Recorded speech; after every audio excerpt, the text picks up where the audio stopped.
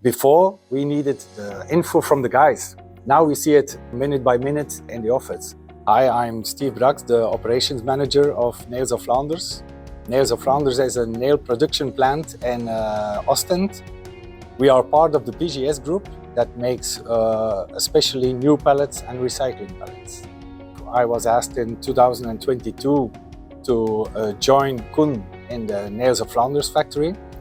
They were already working with Encotech machine. The EncoSmart factory story, that was my first experience and collaboration with Encotech. Now we see directly which machine needs assistance. So for us, it helps if we need on machine 2, like for example, we need a lot of production and we see that there are problems, we can directly go downstairs and ask what's the problem. I know the guys in the beginning, they were skeptical about the screens, but now they really need them, they really love them, and they are helpful for the guys. If the screens not work for 1 minute, they already call us and say what's wrong. And it helps them really to check which machine is operating and which machine needs assistance. So they use it constantly.